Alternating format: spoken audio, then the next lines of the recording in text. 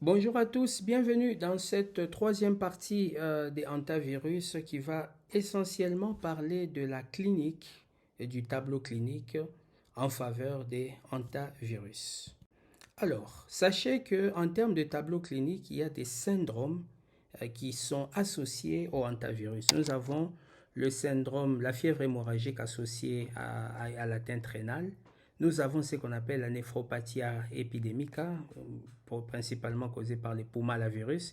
Et vous avez la forme cardio-pulmonaire, les syndromes cardio-pulmonaires des hantavirus. Le point commun de toutes ces formes cliniques, c'est la fièvre d'apparition brutale, la prostration, les douleurs musculaires et évidemment un disconfort ou une gêne abdominale. Ça, c'est classique pour tout le monde. Maintenant, dans la forme hémorragique avec atteinte rénale, vous avez des hémorragies, ça peut être des pétéchies. Vous avez une inflammation de l'œil, une hémorragie au niveau de l'œil, une conjonctivite hémorragique. Vous avez parfois une myopie aiguë et divers degrés d'atteinte rénale. Et dans la néphropathie épidémique, vous n'avez rien à ce stade.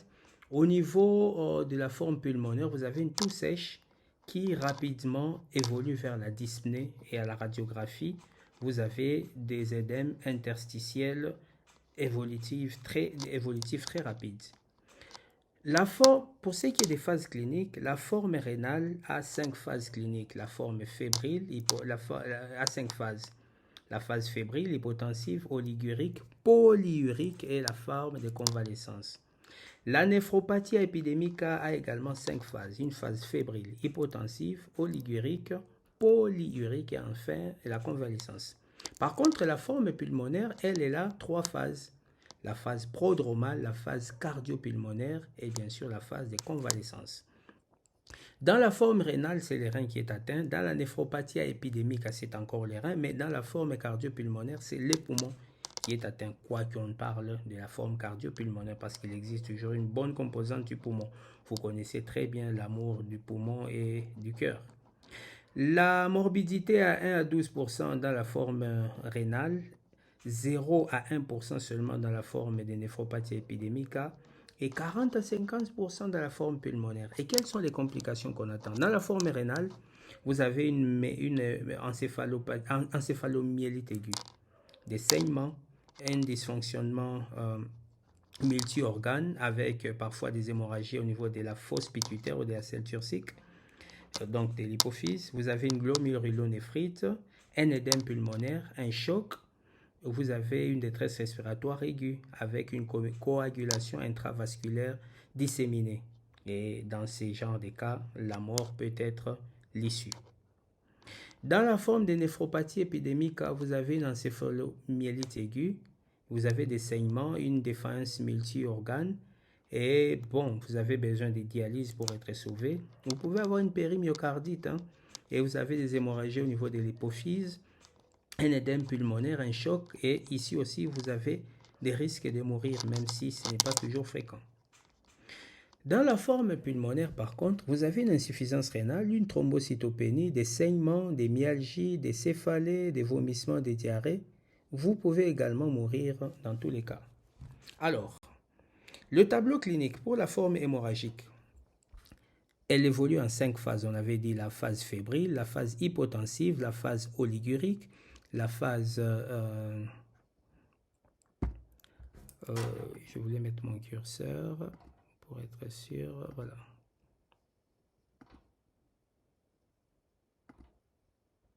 Voilà. Vous avez... excusez-moi, je voudrais mettre le curseur. Voilà.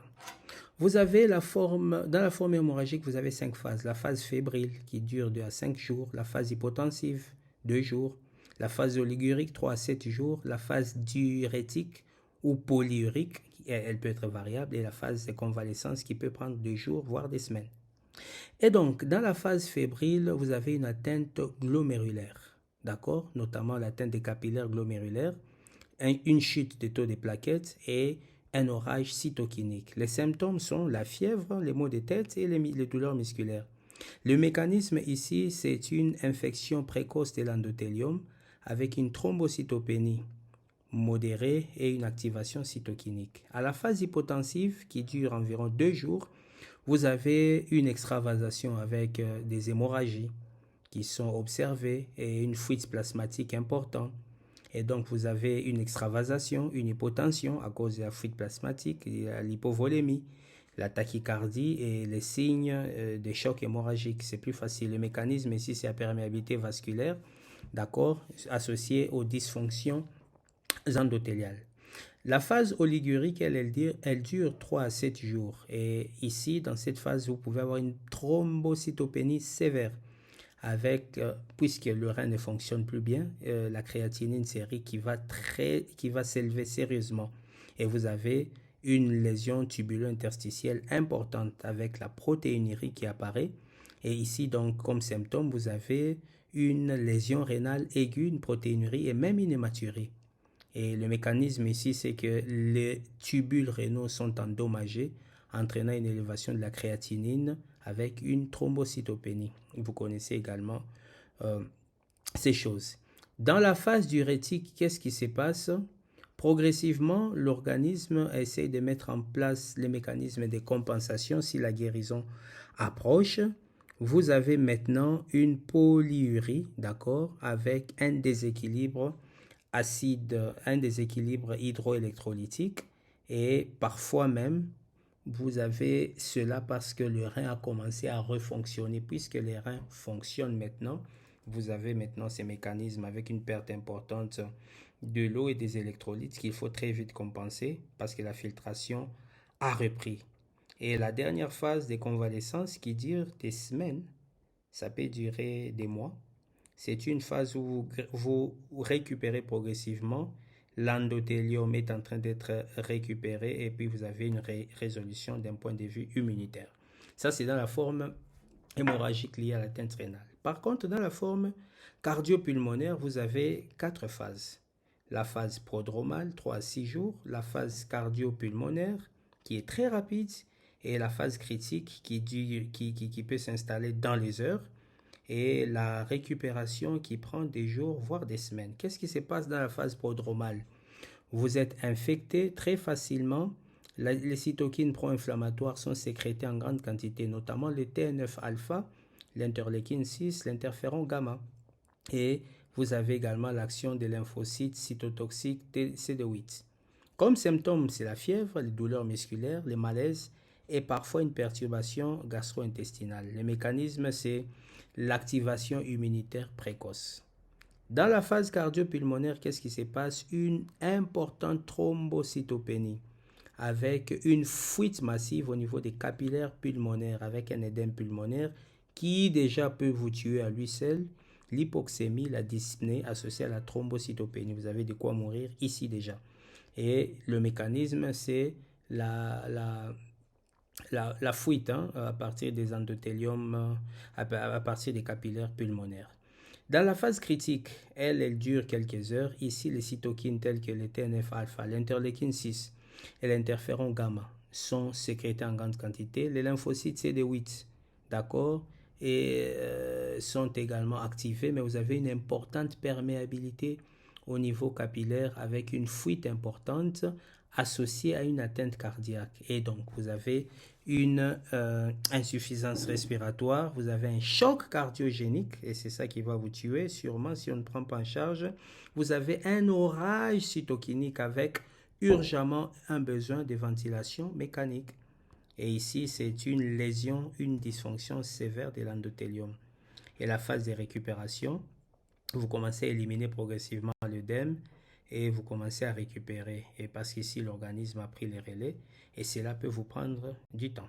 Et donc, la forme pulmonaire qu'on appelle l'hantavirus du Nouveau Monde, ça a été décrite aux États-Unis pour la première fois, mais le nombre de ces cas diminue de plus en plus parce que au départ, c'est des maladies qu'on ne reconnaissait pas. Ça a pris plusieurs années avant de découvrir que c'était l'hantavirus. Et voilà, pourtant c'est une maladie qui est vieille. Juste pour petit rappel, en 1959, on a décrit pour la première fois des cas qui étaient compatibles avec le syndrome cardio-pulmonaire lié au hantavirus. Mais personne n'avait isolé les virus à cette époque. En 1978, c'est là qu'on détecte pour la première fois par immunohistochimie des antigènes dans les tissus post-mortem des personnes qui sont mortes de la forme cardio-pulmonaire ou pulmonaire. Et c'est en 1993 seulement que ce syndrome a été identifié dans la région des Four Corners au Nouveau-Mexique avec une létalité qui était au-delà de 50%. Et on a vu un groupe de personnes qui étaient en bonne santé développer une infection cardio-pulmonaire aiguë et décéder dans très peu de temps. Et cela a ému tout le monde et les investigations à la longue ont montré finalement que certaines de ces personnes avaient les anticorps anti-ANTA, ça c'est en 1994. Et évidemment, la première épidémie qui sera décrite en 1999 avec un syndrome hémolytique et rénal en Amérique centrale, notamment au Panama. Ça, c'est pour la petite histoire.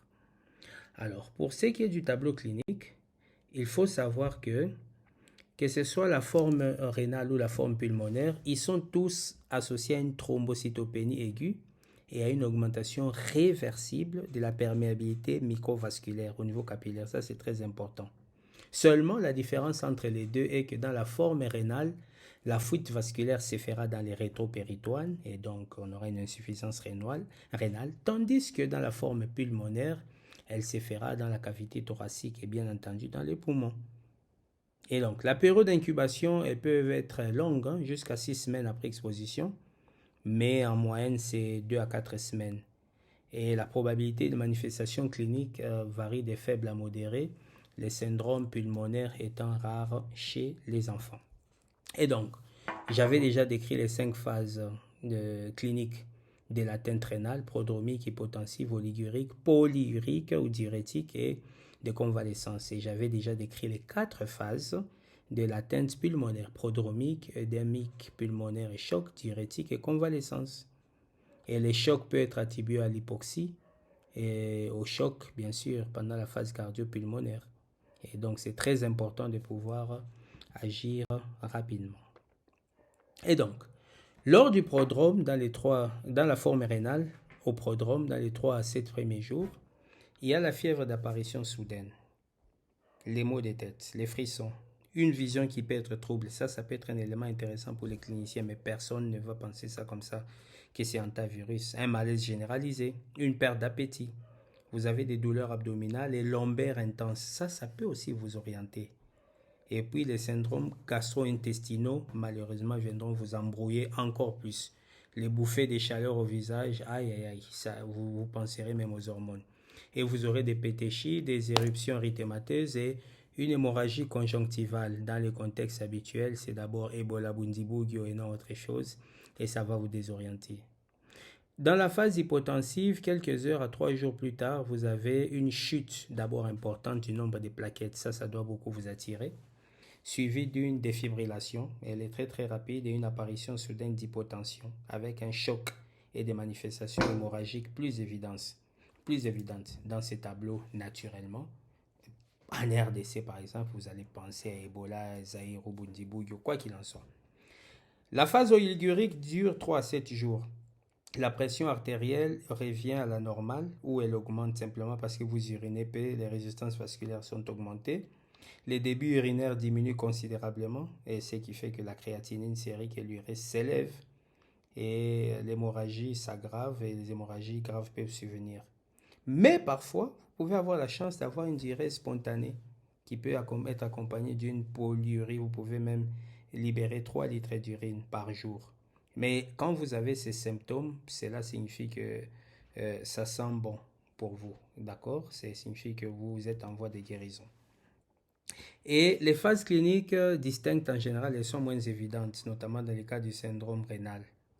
Par exemple, dans les cas du syndrome qui est causé par les virus de Séoul, et surtout dans la néphropathie épidémique causée par les Puma, en général, il n'y a pas d'hémorragie superficielle visible, par exemple dans la néphropathie épidémique. Il faut faire l'histologie pour voir les épanchements dans les différentes cavités corporelles. Par exemple, vous pouvez vous faire l'histologie, à moins que vous faites une IRM ou un CT scan pour voir un édème rétropéritonéal, une hypertrophie, par exemple une hémorragie rénale, mais souvent ça arrive à l'autopsie. La néphropathie épidémique elle-même, en soi, elle se définit, même si elle peut vous tuer, hein, mais elle se définit comme étant une forme bénigne, hein, du syndrome associé à la maladie rénale d'Aleanta. Elle se caractérise principalement par une insuffisance rénale aiguë et une thrombocytopénie. Mais la thrombocytopénie, chez les patients infectés, elle varie de 30 à 90%. Mais on peut avoir également une thrombocytopénie sévère et non pas la modérée qu'on a décrite dans 93%, dans 39% des cas. Donc il faudra être très très prudent.